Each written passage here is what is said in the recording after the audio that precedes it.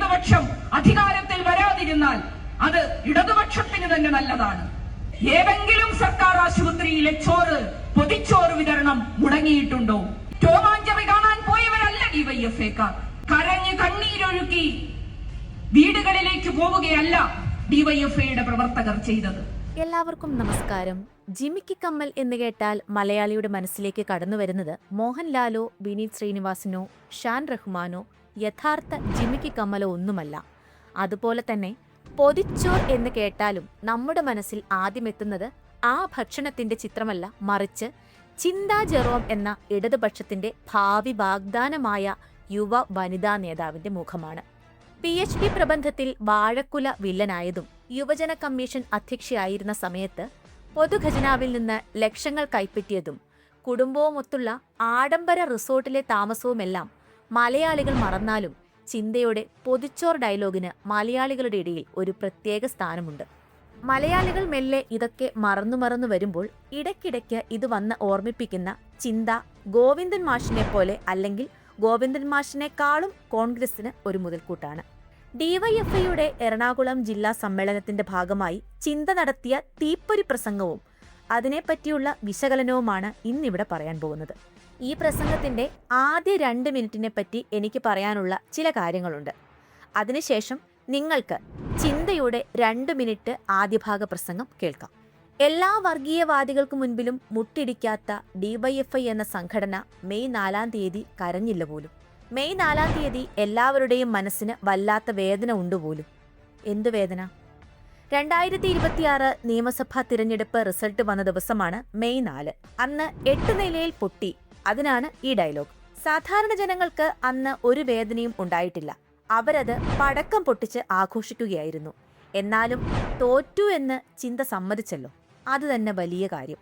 ഈ 8 നിലയിൽ പൊട്ടിയിട്ടും സങ്കടമോ കരച്ചിലോ ഒന്നും വന്നില്ല എന്നും രാഷ്ട്രീയം ഉപേക്ഷിച്ചില്ലെന്നും ടോമാഞ്ചെറി കണ്ടില്ലെന്നും പകരം കേരളത്തിലെ സർക്കാർ ആശുപത്രികളിൽ പൊതിച്ചോറ് നൽകിയെന്നും ചിന്ത പറയുമ്പോൾ 8 നിലയിൽ പൊട്ടിയപ്പോൾ ഒന്ന് നെഞ്ചത്തടിച്ച് കരയുകയോ ടോമാഞ്ചെറി കാണുകയോ ചെയ്താൽ മതിയായിരുന്നുവെന്ന് ആ പൊതിച്ചോറ് കഴിച്ചവർ പോലും ചിന്തയുടെ പ്രസംഗം കേട്ട് ചിന്തിച്ചിട്ടുണ്ടാകും. നിങ്ങൾക്ക് മനസ്സിനെ കല്ലാക്കി കാണാൻ സാധിക്കുമെങ്കിൽ ഇനി ചിന്തയുടെ പ്രസംഗത്തിന്റെ ആദ്യ ഭാഗം 2 മിനിറ്റ് ഒന്ന് കേൾക്കാം. എല്ലാ വർഗീയവാദികൾക്ക് മുമ്പിലും മുട്ടിടിക്കാതെ ആവേശത്തോടു കൂടി നിന്ന് മതനിരപേക്ഷതയുടെ രാഷ്ട്രീയം പറയുന്ന യുവജന പ്രസ്ഥാനത്തിന്റെ പേരാണ് ഡിവൈഎഫ്ഐ. ഈ മെയ് 4-ാം തീയതി എല്ലാ ജനാധിപത്യ മതനിരപേക്ഷവാദികളുടെയും മനസ്സിൽ വേദന കടന്നുകൂടിയ ദിവസമാണ്. നമുക്കറിയാം, തെരഞ്ഞെടുപ്പ് ഫലം വന്നപ്പോൾ ഇടതുപക്ഷത്തിന് നാം പ്രതീക്ഷിക്കാത്ത അപ്രതീക്ഷിതമായ തോൽവി ഏറ്റുവാങ്ങേണ്ടി വന്നു.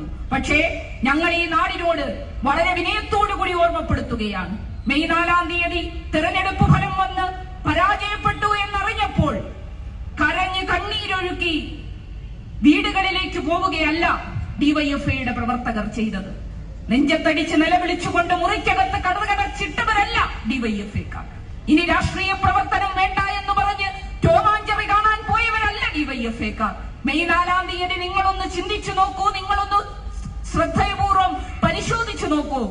തിരഞ്ഞെടുപ്പിന്റെ ഫലം വന്ന് ഇടതുപക്ഷത്തിന് കനത്ത പരാജയം ഉണ്ടായപ്പോഴും കേരളത്തിൽ ഉച്ചയ്ക്ക് ഏതെങ്കിലും സർക്കാർ ആശുപത്രിയിലെ ചോറ്, പൊതിച്ചോറ് വിതരണം മുടങ്ങിയിട്ടുണ്ടോ? ഇല്ല, മുടങ്ങിയിട്ടില്ല. അതിന്റെ ഉത്തരമെന്ന് പറയുന്നത് തെരഞ്ഞെടുപ്പ് പരാജയമോ വിജയമോ ഞങ്ങളുടെ രാഷ്ട്രീയ സംഘടനാ പ്രവർത്തനത്തെ ബാധിക്കുന്ന ഒന്നല്ല, മറിച്ച് ഞങ്ങൾ ഉയർത്തിപ്പിടിക്കുന്ന മുദ്രാവാക്യം മാനവികതയുടെ മുദ്രാവാക്യമാണ്. ഞങ്ങൾ ഉയർത്തിപ്പിടിക്കുന്ന മുദ്രാവാക്യം എന്ന് പറയുന്നത് ലോകത്തെവിടെ വേദനിക്കുന്ന മനുഷ്യനുണ്ടോ ആ മനുഷ്യനെ ചേർത്ത് പിടിക്കുന്ന വിശ്വമാനവികതയുടെ മുദ്രാവാക്യമാണ്. അതുകൊണ്ട് തന്നെയാണ് വയറെരിയുന്നവരുടെ മിഴി നിറയാതിരിക്കാൻ ഓരോ വീടുകളിലും ചെന്ന് പൊതിച്ചോറ് ശേഖരിച്ച് ഒരു മുടക്കവുമില്ലാതെ സർക്കാർ ആശുപത്രിയിലെ പാവപ്പെട്ടവന് ചോറ് കൊടുക്കുന്ന സ്നേഹത്തിന്റെ പ്രതീകമായി ഈ സംഘടന നിൽക്കുന്നത്.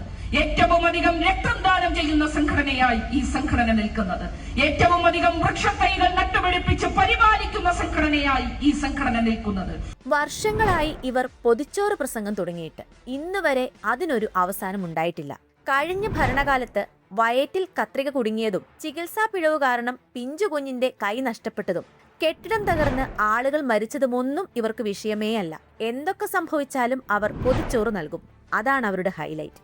ഇനി രക്തദാനത്തിന്റെ കണക്ക് പറയുകയാണെങ്കിൽ ഏറ്റവും കൂടുതൽ കുടുംബങ്ങളുടെ രക്തം ഊറ്റിയെടുക്കുകയും പാവപ്പെട്ടവരെ ആക്രമിച്ച് അവരുടെ രക്തം തെരുവുകളിൽ ഒഴുക്കുകയും ചെയ്ത കണക്കിലും ഇവർ തന്നെയാണ് മുൻപിൽ. ഇനി തീപ്പൊരി പ്രസംഗത്തിന്റെ രണ്ടാം ഭാഗത്തിലേക്ക് കടന്നാൽ, കോവിഡ് കാലത്ത് രോഗികളെ ചേർത്തുപിടിച്ചെന്നും PPE കിറ്റ് ധരിച്ച് നാടിനു വേണ്ടി ഇറങ്ങിത്തിരിച്ച് മൃതദേഹങ്ങൾ സംസ്കരിക്കാൻ കൂട്ടുനിന്നു എന്നുമൊക്കെയാണ് പറയുന്നത്. ശരിയാണ്, ഒരു മഹാമാരി വന്നപ്പോൾ ജനങ്ങളെല്ലാം ഒറ്റക്കെട്ടായി അതിനെ നേരിട്ടു. അതിന്റെ ക്രെഡിറ്റ് മാത്രം സ്വന്തമാക്കാൻ ആഗ്രഹിക്കുന്നതും അത് വിളിച്ചു പറയുന്നതും വെറും വഷളത്തരമാണ്. ഇത്രയൊക്കെ പറഞ്ഞ ചിന്ത അന്നത്തെ ആരോഗ്യമന്ത്രിയായിരുന്ന ശൈലജ ടീച്ചറെ പാർട്ടി എങ്ങനെയാണ് ഒതുക്കിയത് എന്നുകൂടി പറഞ്ഞിരുന്നെങ്കിൽ കുറച്ചുകൂടി മാസായേനെ. കേവലമായ ഒരു നിയമസഭാ തിരഞ്ഞെടുപ്പ് ജയത്തിൽ അഹങ്കരിക്കേണ്ട എന്ന് പറയുന്ന ചിന്ത നിയമസഭാ തിരഞ്ഞെടുപ്പ് എന്നത് ഒരു ചെറിയ കാര്യമല്ല എന്ന് മനസ്സിലാക്കിയാൽ നല്ലത്. ഇത് ഒരു രാഷ്ട്രീയ നേതാവിന്റെ പക്വത കുറവിനെയാണ് ചൂണ്ടിക്കാണിക്കുന്നത്.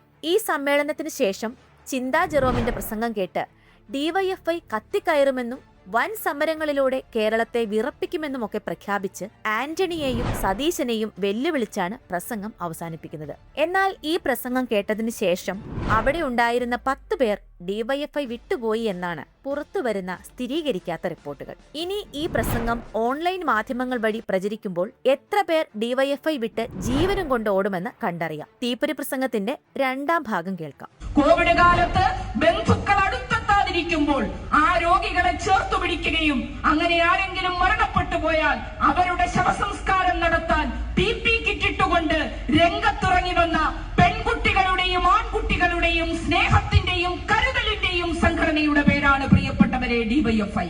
അതുകൊണ്ട് DYFI എന്ന് പറയുന്ന ഈ സംഘടന അത് ഈ നാടിന്റെ ഏറ്റവും വലിയ കരുത്തായി നിലനിൽക്കുകയാണ്. ഇവിടെ പലരും പറഞ്ഞു, ഉദ്ഘാടന പ്രസംഗത്തിൽ സഖാവ് MP രാജേഷ് വ്യക്തമായി സൂചിപ്പിച്ചു, ഇവിടെ പല ബുദ്ധിജീവികളും പറഞ്ഞു ഇടതുപക്ഷം അധികാരത്തിൽ വരാതിരുന്നാൽ അത് ഇടതുപക്ഷത്തിന് തന്നെ നല്ലതാണ്.